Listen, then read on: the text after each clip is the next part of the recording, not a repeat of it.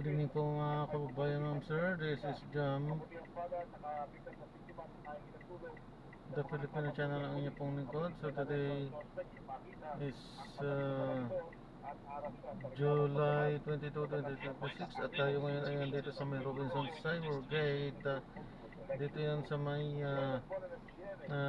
barangay or Barangay Laya, Mandaluyong po yan. At dadalhin po natin sa Santras Park View sa may Natividad Lopez Street, Barangay 659, Ermita, Manila. Okay, so ayan. Hello, good evening po ma'am. Erica po? Yes ma'am, Erica. Good evening po.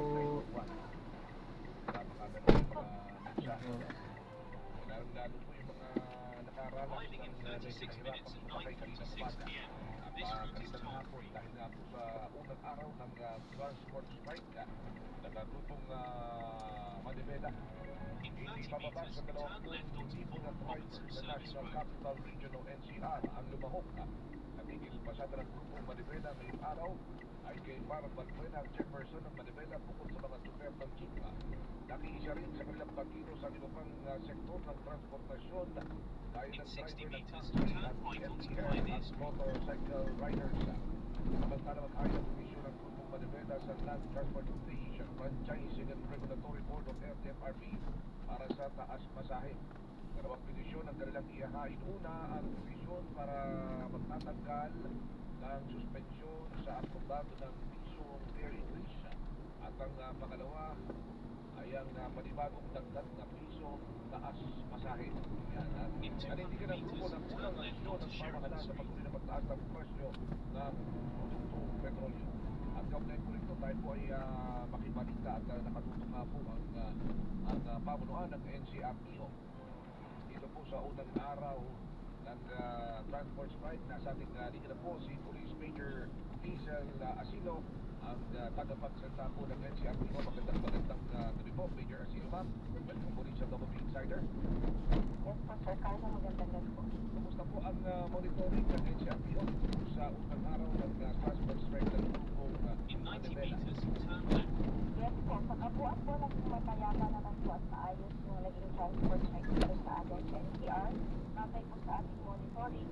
Hanggang 5 p.m. po ng hapon, meron po tayo sa sa Itala, na may kabuang nasa estimate po natin is nasa 9 po yung naging kalahok. Nagsimula po yung pinakaunang rally natin bandang 5 a.m. sa nasahaw sa Canesa, habang ang pinakahuli na italang rally naman po natin ay natapos bandang 4 ng hapon sa may Aurora Boulevard sa Cubao. Lahat po na aktibidad ay natapos na mapayapa at wala naman po tayong naitalang major authority. Sa monitoring po ng NCRPO, saan baga lugar po yung mga biyahe ang labis na naapektuhan dito po sa unang araw ng transport strike? Sa ating mga maitala, hindi naman po natin masasabi na talagang mga naapektuhan po talaga yung ating mga yung ating transportasyon kanina umaga. Pero nagkakasin sa may pagkara naman po tayo mga tropas na talagang nagsisit po nila yung pasada. Meron po tayo dito sa may area ng Quezon City. Meron din po dito sa atin sa may sa area po ng Picoan. Meron din po dito sa may Aurora Boulevard. Dito nakita po natin na nagkaroon po ng flight na mga problema po dahil sa transport.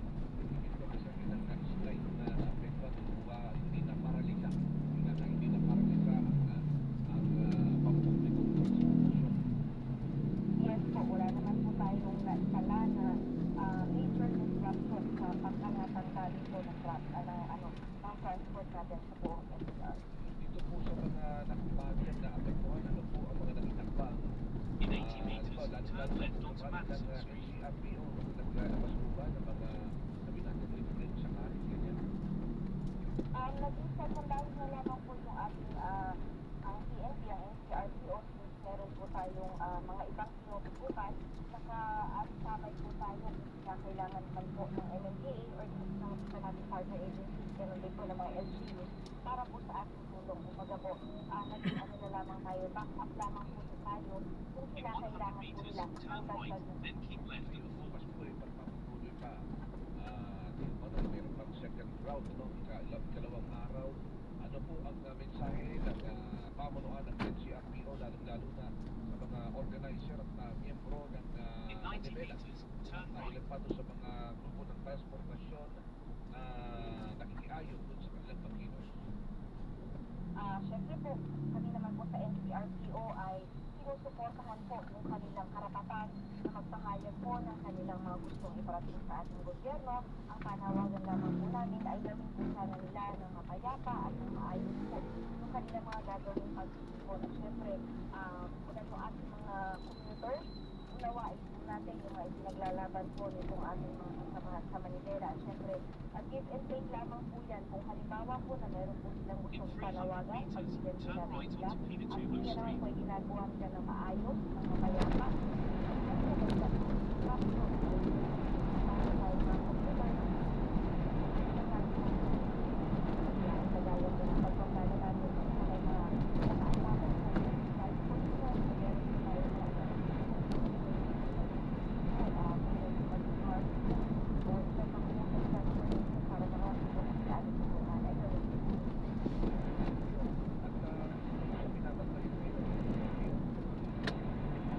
In 90 meters, turn right.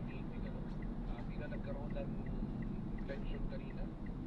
Dalawang mga premiado, mga veteranong photojournalist, tinangkang dakpin ng mga miyembro ng PNP. Ano po ang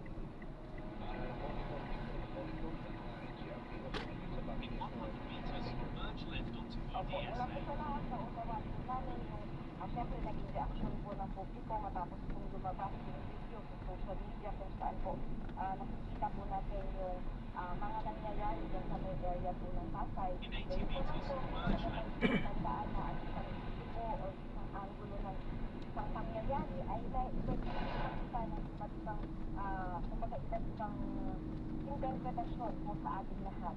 Batay po sa initial report, yung mga personnel sa lugar ay hindi po agad na-establish na sila po ay mga media practitioners, hindi nakahalo po sila dun sa ating mga radita. At kami naman po dito sa NCRPO bilang pagsunod po sa tamang proseso, nagkakaroon na po tayo ng investigasyon kung ano po yung totoong nangyari dito para naman po mabigyan natin ng tamang sagot at tamang action kung ano man po yung pinapanawagan po ng ating mga kasamahan sa media para po masolusyonan natin kung ano man po yung naging problema sa pagitan po ng ating mga personnel, ganun din po sa ating mga media practitioners. So po sa mga video ay nakita ko rin sa news ng ating mga kasamahan ng photojournalist doon na ang pagtampok ay Karen Edila ang chief photographer In 100 ng meters, Manila Times keep left with at kay David Francis ang isang decorated na veteran photojournalist. Yung mga pulis, may mga baril. Paano po ang guidelines dito? Yung po kasi mga pulis natin na nandun, hindi po sila CF contingent.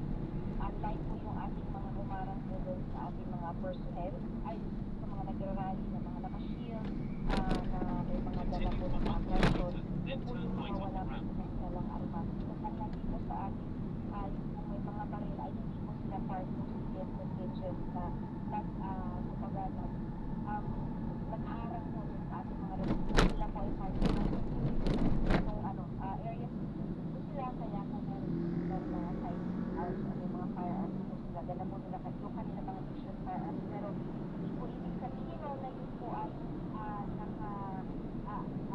hindi po ibig sabihin na para po yun doon sa mga nagrarally, kumbaga po para po kasi yung ating deployment na yun ay initially po ay para po doon sa ASEAN natin dahil po may nagaganap na meeting po doon, kagaya nga po sabi ng ating GCN.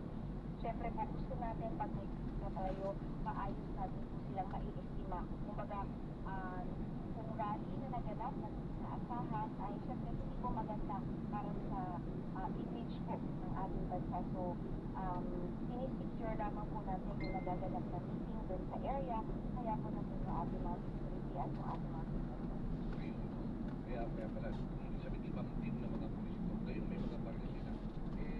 Na-investigan na rin po ba yung binabanggit ng ating mga veteranong photojournalist na tinakpan yung lente nila ng pinupunan ng larawan yung nagaganap na kilos protesta ng isang lahat.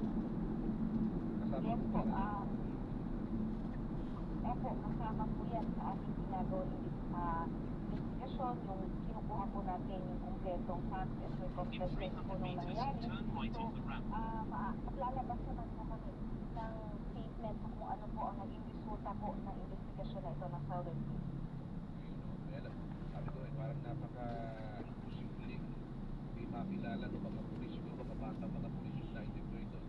At hindi makita, hindi makilala ng mga veteranong photojournalist ito. Kita-kita naman sa mga hawak-hawak nilang mga camera na nag-ahabaan ng mga lente na malayo-malayo naman ito sa mga nagrarally lang. Anyway, ito'y In 100 meters, turn right off the ramp. Kamustahin ko naman po, Major, yung ginagawa mga paghahanda ngayon ng NCRPO kasi pumunta dito nga sa Asian Foreign Ministers meeting. Sa Lunes na, talagang mapalapit ng palapit na green in muna ang lahat. Kumusta na po ang paghahanda para sa SONA ng Pangulong Ferdinand Marcos Jr.?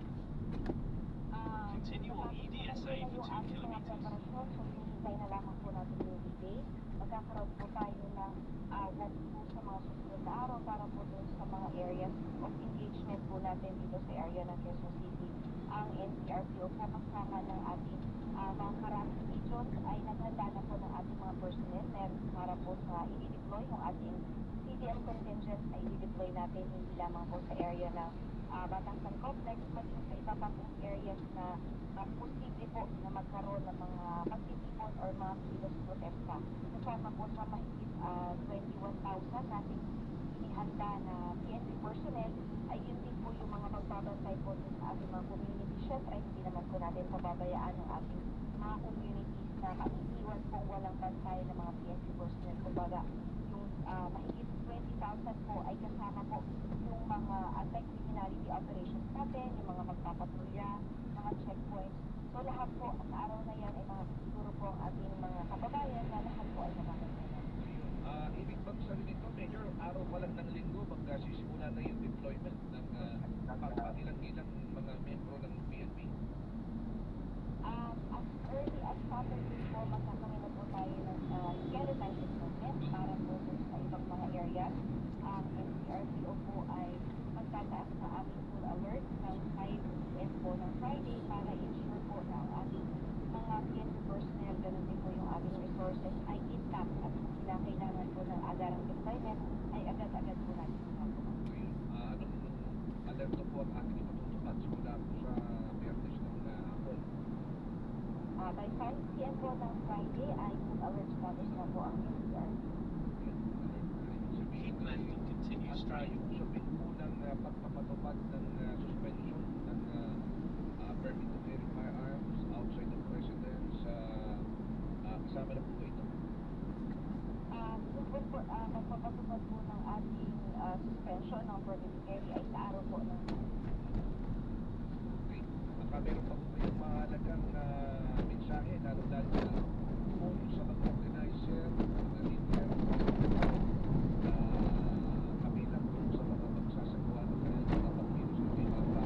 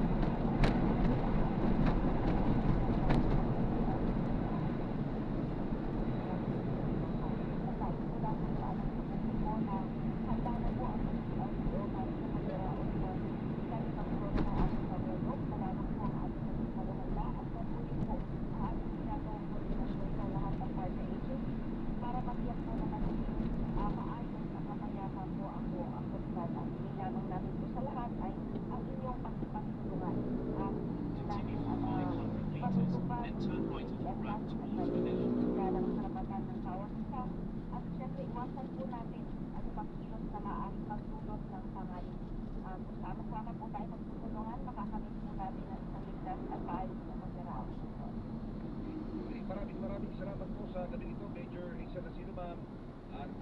luck po sa ating lahat para sa zona ng Pangulo Marcos. Yes po. Mga kapuso, si Police Major Lisa Lasino, ang tagapagsalita po ng National Capital Region Police Office ang ating muna kasama. At nagamit po yan ang oras alas 9:21 na po ng gabi. Hanggang po na tayo ng isang mahalagang balita. At ang pag-asa po ay naglabas ng thunderstorm advisory sa Metro Manila bilang karaming lugar. At ito po sa Luzon. Report mula kay Olan. Makakaranas ng malakas na magiging pag-ulan, nagkasama pag-ulan, malakas na hangin, ang dalagyan ng frequency at particular sa Karagdan, Pau, Alustog, Quiapo, San Antonio, Capiao, San Isidro, Lapal, Ahingen at San Leonardo sa paglakas ng Concepcion at Napas sa loob ng 2 oras.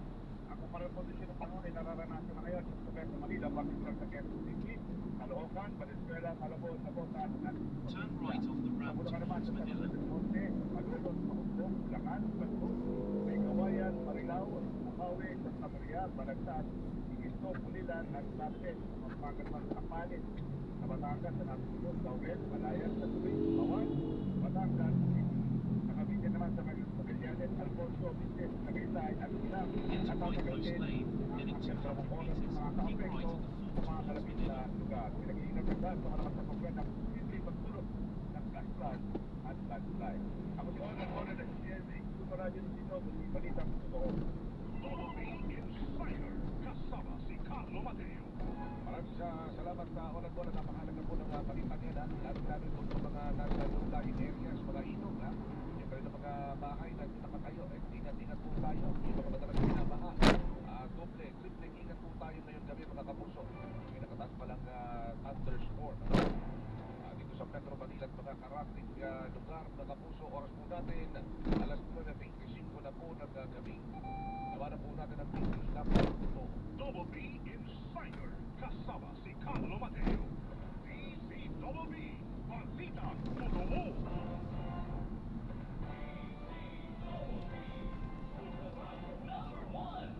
Continue for 1 kilometer, then keep left of the Nararanasan ng lahat ng tao. Tapat ang Diyos at hindi na ipapahintulot ng pag-isunurin ng higit sa inyong makakaya sa halip magaling ng pagsubok. Bibigyan niya kayo ng lakas upang mapagtagumpayan niyo ang unang ihang sa mga kakamuli. Kabanata 10:23. At ang puting balita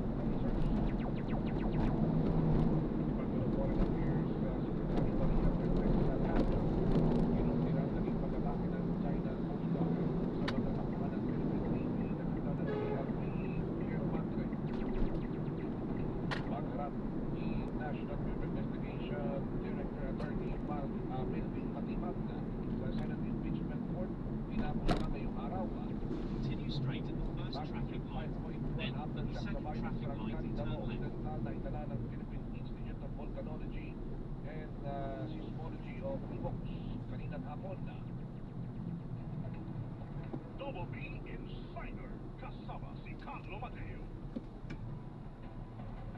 Dapat na po tayo sa ikalawang 50 ng Double B Insider, mga kapuso. Muli ang ating pong TC Double B Text Connect 0917-594-5941 at meron po tayo pinomonitor na low pressure area at ayun na po sa pagkas ay may malayang maging isang bagyo at kung maging bagyo ito ay tatawagin Yako.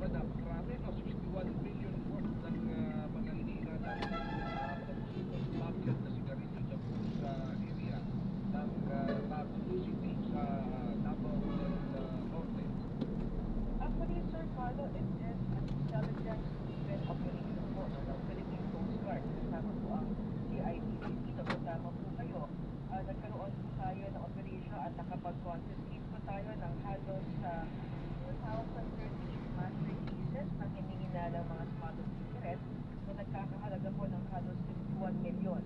So ngayon po, although nakita po natin ito ay nakikita po natin isang dahilan, no? Ito yung type motor bus na naghahatid ito mga smuggled cigarettes at mga kontrabando na ito sa area po ng Davao Region. So although yung ating initial operation na nakaalis itong bangka bago dumating itong ating mga operatives, nagpatuloy po ang ating ginagawang surveillance at verification na nagbunga po sa pagka-discover nito mga kontrabando na ito, dito yung pagkaka-aresto ng 4 ng suspect. So nagkaroon tayo dyan ng follow-up operation at ito nga po, Sir Carlo, na-intercept natin itong MV Alnet, isang Yungkong na motorboat na galing sa Cebu kahapon din. Sa area po yan ng Mapo, Davao de Oro. So ngayon po ay nasa kustudiya na po ito ng salitang CIDG at nagkaroon na rin po tayo ng adjudication dito no, para magkaroon po na pagpapile ng appropriate cases. Ngayon, sabihin ka galing pa ng Sulu, kung ito'y galing ng Sulu, doon ba ito ginawa o ito'y galing In pa sa 200 labas ng meters, bansa? make a sharp right in the traffic Yan, light. kasama sa investigation natin, Sir Carlo, kasi nakikita natin dahil medyo marami itong mga nakita natin, mga smuggled cigarettes na ito. In 100 meters, make a sharp right in the Area traffic na light. hinahatid, simple, ng iba't ibang Yungkong type na motor bangka. So yan ang tinitingnan natin na baka meron pa mga konektado, ibang individual o ibang mga motor bangka na involved. Nakikita po natin ngayon sa ating FB Live dito sa Super Radio Digital yung video. Para ba yung lugar kung saan ipinabagsak itong kahon-kahon at kahon-kahon mga smuggled na sigarilyo. Parang tapo, parang daming mga naman eh.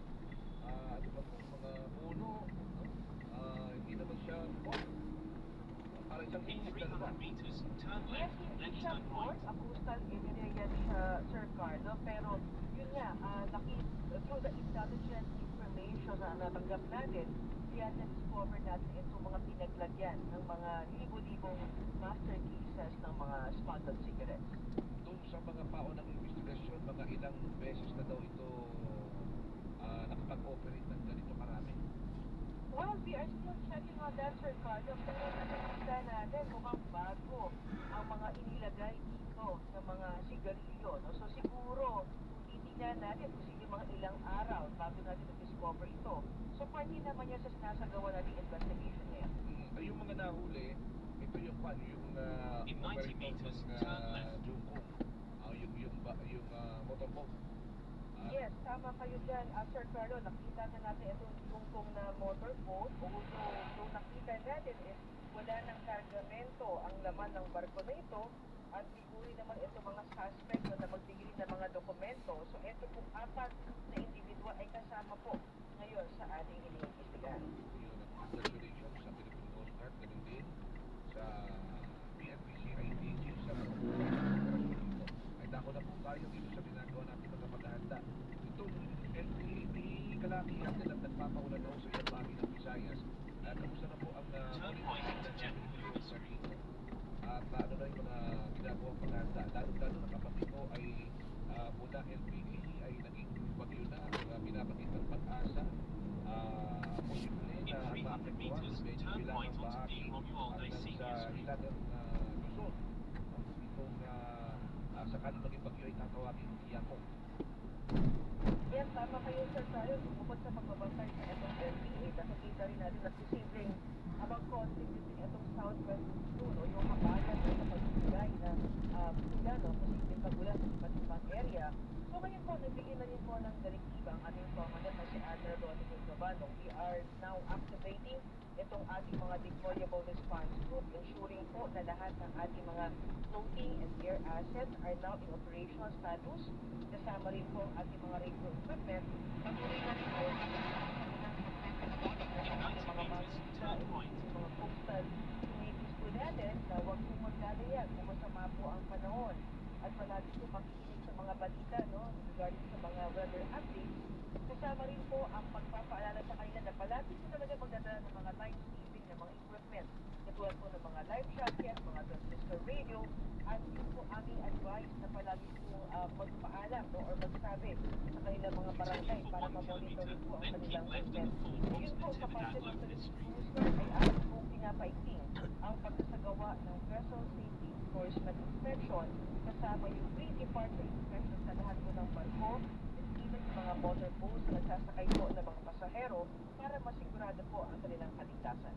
Sa mga sumandali pong ito, habang tayo po ay nag-uusap, meron na po tayo magandang monitor na binabahang lugar. Halimbawa dyan sa area ng Visayas, dahil nga doon sa habagat. No? At yung ulan na dulot nitong LPA. As we speak, Sir Carlo, wala pa po na nakatanggap ng Continue mga straight to the formal na first report. traffic Again, light. we are Then, in in close 800 meters, coordination keep left with the and LG Food, yung mga local na DRRMO. Again, naka-activate po ang ating PRG in case na magkakaroon po ng mga ganito mga report sa atin, ay handang-handa po ang Philippine Coast Guard para makapagbigay po ng ayudang responses. Ayun. Magkakaroon mo ba ng mga pagdaragdag pa ng pwesta, lalo-lalo po sa area ng Northern Luzon? Dahil ito yung sinasabing posibleng daanan sakaling itong LPA ay maging isang bagyo na. As of now, Sir Carlo, wala pa namang request sa headquarters natin at ang mga deployment naman ng ating tauhan kasama yung mga bilang ng kanilang mga assets ay tugma naman po at sa kakayahan po na makapag-responde ang ating po mga regional districts po. Ayun. At wala pa yung bagyo, baka sabihin, ba't maaga naman na naghahanda? Mainam na maaga kung pinaghahandaan para hindi at yung mga babala, hindi maaga na binibigay sa ating po mga kapuso, sa ating mga kababayan para po siyempre makapag-prepare at mapagkalit dyan na yung sabihin natin yung epekto ng LPA o ng bagyo ay ready tayo kung kinakailangan ng bigas, gamit na dadalhin, yung ating dadaanan papunta sa mga evacuation center at yung mga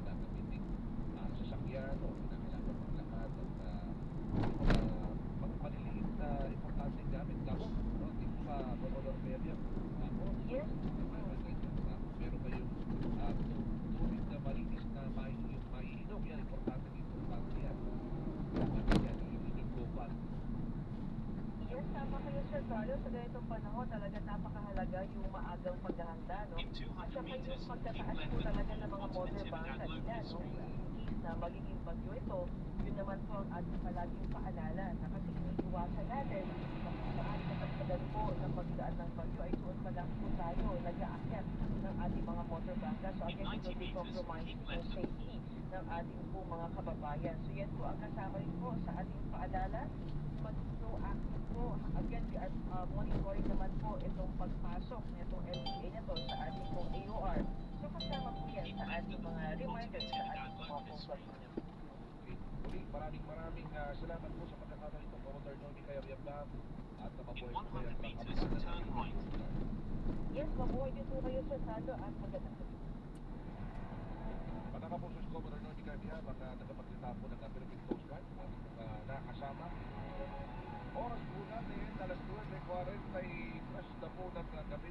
In 80 meters, turn Kamala right. po natin ang Picture Dapat Totoo. Double B Insider kasama si Carlo Mateo. DZBB Balitang Totoo.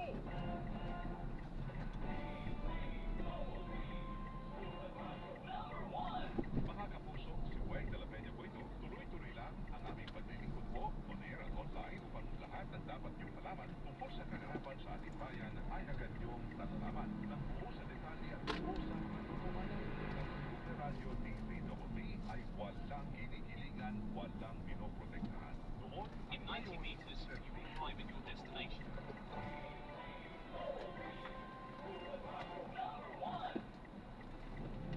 Panatiling masaya ang paglilibang. Magtakda ng original na kaligtas sa paglalaro. Huwag magsugal kung nalulungkot. Huwag hayaang Drop off po. makakita ng buhay at pamilya. Para sa impormasyon, ukol sa responsible gaming, tayo ang www.magco.ca. Isang mensahe mula sa Magco. Gambling is for 21 years old and above only. Gambling can be addictive. Know when to stop.